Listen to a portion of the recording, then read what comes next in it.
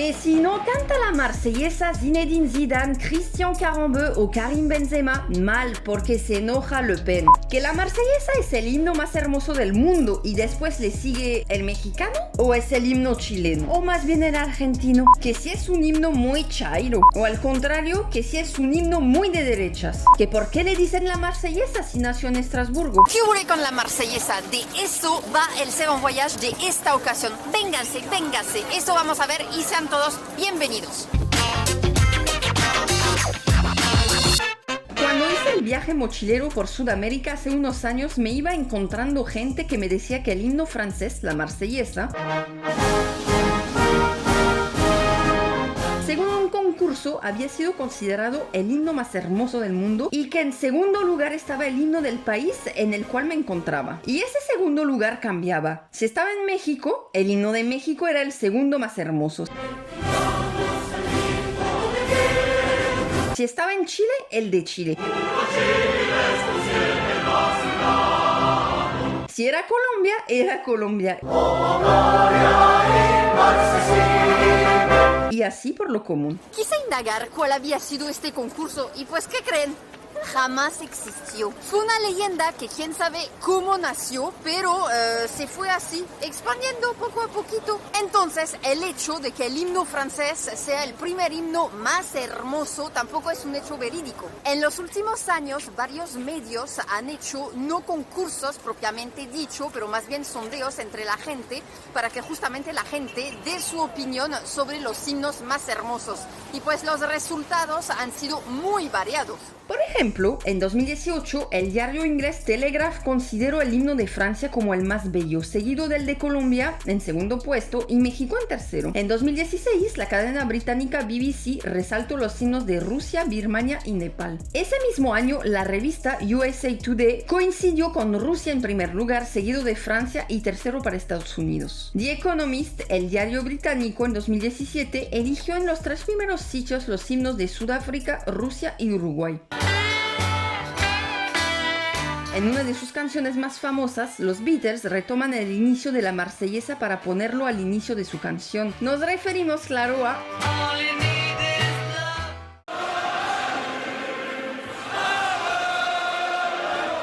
un himno que resuena cada que la selección francesa de fútbol o de rugby juega y que no deja de crear polémica y desgarramiento de vestiduras cuando algunos jugadores de la selección deciden no cantarla, punto que veremos más adelante. Pero por ejemplo, ¿sabían que la marsellesa no tiene absolutamente nada que ver con Marsella? Entonces, ¿por qué se llama así? Pues ahí les va la historia de este himno, que no sé si es el más hermoso del mundo, pero es una melodía que tiene una interesante historia detrás, como todos los himnos, de hecho, creo. Hay que situarse en el año de 1792. Habían pasado 3 años de la toma de la Bastilla, la mecha que dio inicio a la Revolución Francesa. Para entonces las cosas seguían muy calientes en el país, sobre todo porque para esas fechas las monarquías de Prusia y de Austria habían mandado tropas a Francia para intentar reponer a Luis XVI como rey. Para precisamente defenderse de estas tropas que mandaban a Francia las monarquías vecinas, es que llegó a este lugar que tengo justo a mi lado en julio de 1792 un contingente de fédérés, como se les llamaban a los voluntarios republicanos. Y este contingente venía de Marsella, una ciudad al sur de Francia. El cuartel justo acá se llama el cuartel de la Nouvelle France, caserne de la Nouvelle France. Recordemos que los fédérés y los sans-culottes, la gente del pueblo, los plebeyos, fueron por voluntad propia, activos participantes de gran peso en este proceso en Francia. Estos voluntarios marselleses llegaron a este cuartel, que hoy día sigue siendo un cuartel, y tenían pegada una melodía marcial que en algún momento de la canción decía «Allons, enfants de la patrie», «Vamos, hijos de la patria». Obviamente la letra, dado el fervor, el anhelo de cambio que se vivía en la ciudad de París, pues la letra pegó mucho, ¿no? Entonces los parisinos empezaron a referirse a esta canción utilizando el lugar de donde venía este contingente. Por eso llamaron a esta canción la canción marsellesa o la marsellesa. Pero si la marsellesa no tiene nada que ver con Marsella, me van a decir, pero entonces, ¿por qué la popularizó gente de Marsella? La letra pertenece al compositor Claude-Joseph Rouget de Lille, quien presenta esta obra por primera vez en Estrasburgo, al noreste de Francia, ciudad que colinda con lo que hoy es Alemania, en este entonces Reino de Prusia. El barón Philippe Frédéric de Dietrich, alcalde de Estrasburgo, le pide a Rouget de Lille que componga un canto que logre reunir y animar a la gente en la ciudad en la defensa de la revolución ante las amenazas de las monarquías europeas que buscaban reponer a su compañera francesa caída en desgracia. No hay que olvidar que para ese entonces Europa era monarquías por todos lados. La noche del 25 al 26 de abril de 1792, Rouget de Lille compone el canto en su casa, ubicada en el 81 de Grand Rue en Estrasburgo, donde existe una placa que indica ese suceso. El himno se entonaría por primera vez a capela el 26 de abril en la casa del alcalde, sitio ubicado en el 17 de Rue des Charpentiers, también en Estrasburgo. Rouget llama a su composición Chant de guerre pour l'armée du Rhin,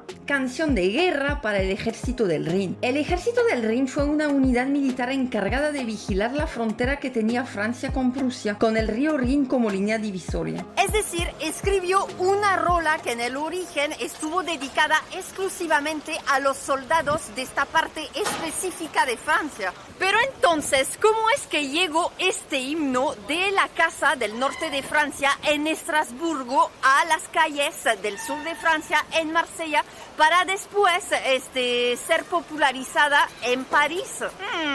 ¿Habrá sido por Spotify? Perdón por mi pésimo chiste.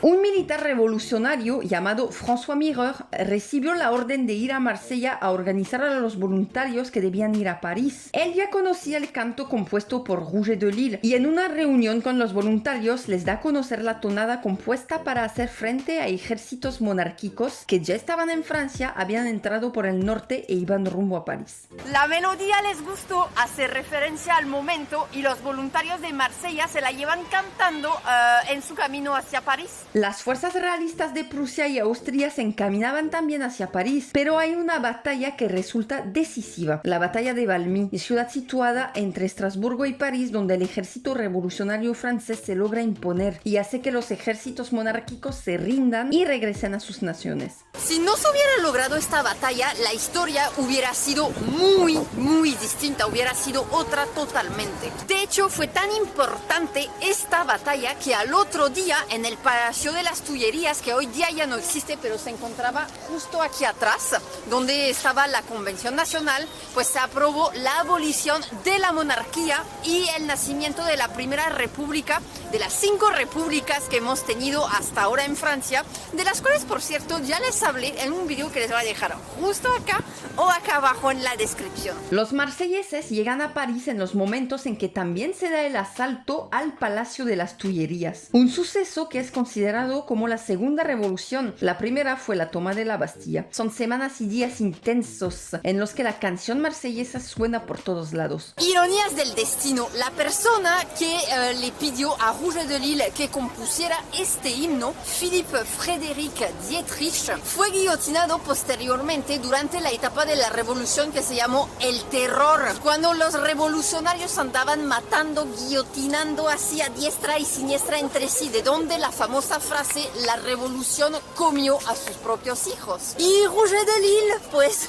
¿qué pasó? Quien escribió la letra posteriormente se hizo promonárquico, apoyando la idea de la creación de una monarquía parlamentaria. De hecho, cuando llegó años después la etapa de la restauración, le dedicó a Luis XVIII un himno que se llamó Vive le Roi, ¡viva el rey pues! ¿Y qué cosas? Quien escribiera la marsellesa contra el avance de las monarquías sobre la república, ahora le dedicaba al rey restaurado versos como que Francia y su rey sean felices el uno por el otro. De su común felicidad nacerá la nuestra finalmente. ¡Viva para siempre! ¡Viva el rey! Dando al viejazo, no importa cuándo leas esto. Sin embargo, el rey Luis XVIII no le hace caso a su canción. Rouget de Lille intenta hacer otros cantos, pero ninguno tiene éxito, pasando sin pena pena ni gloria, por lo que se dedica a cosas de comercio el resto de su vida. Para muchos, Rouget de Lille solo hizo un éxito musical, y vaya éxito musical, ¿no? Nada más, nada menos que la Marsellesa,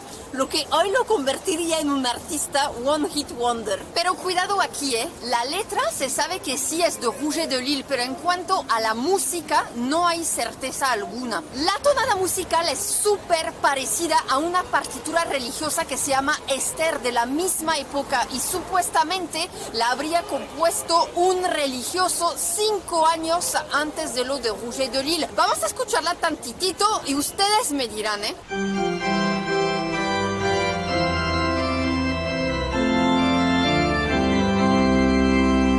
Dicen que Rouget de Lille le copió al religioso y otros dicen que es al revés. Hoy día ya sería muy difícil saberlo, ¿no? También en la Marsellesa, a decir de muchos críticos musicales en la actualidad, hay referencias al concierto para piano número 25 de Mozart. En esas épocas tomar pedazos musicales de otras piezas o rehacerlos era muy común. No había tanto problema con derechos de copyright. En 1830, el compositor Héctor Berlioz le hace unos arreglos musicales al himno, que son básicamente los que recrean la versión que conocemos hasta ahora. Oficialmente, la Marsellesa es el himno francés desde el 14 de julio de 1795, pero como la revolución obviamente no se hizo en 2 días, sino que tardó 80 años más o menos en encontrar cierta estabilidad, pues durante el primer imperio de Napoleón, la restauración monárquica, y el segundo imperio de Napoleón III, la Marsellesa estuvo prohibida. Napoleón optó por su propio himno que se llamó Le Chant du Départ, el canto de la salida.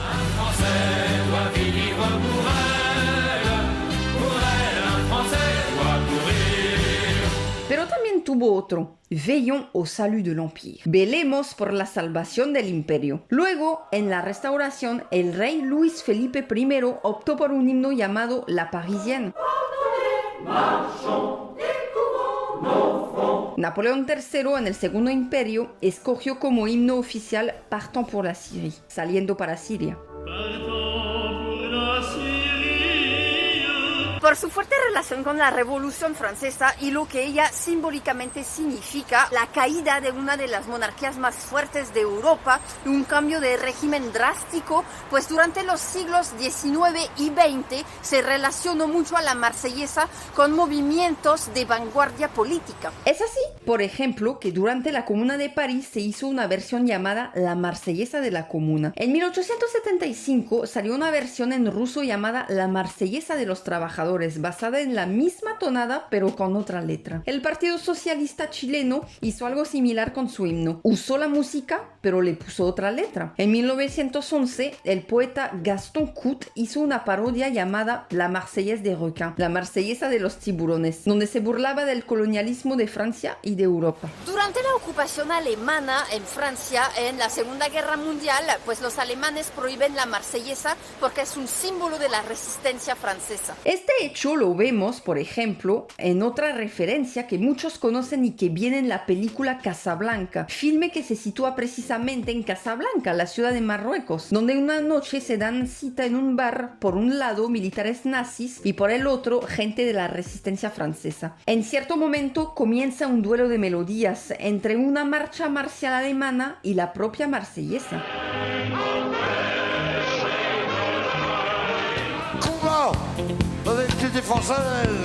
El compositor francés Serge Gainsbourg hizo una versión reggae del himno, llamándola con Rita Marley, esposa de Bob Marley, en los coros. Esto provocó que el cantante recibiera amenazas de muerte por falta de patriotismo, háganme el favor, de parte de una organización paramilitar de extrema derecha francesa. Y bueno, la han versionado en punk, la han hecho versión samba, versión en árabe también. El compositor español Joaquín Sabina metió algunos de sus versos en su canción Viudita de Clicquot. La versión que hace de ella Mireille Mathieu es muy conocida.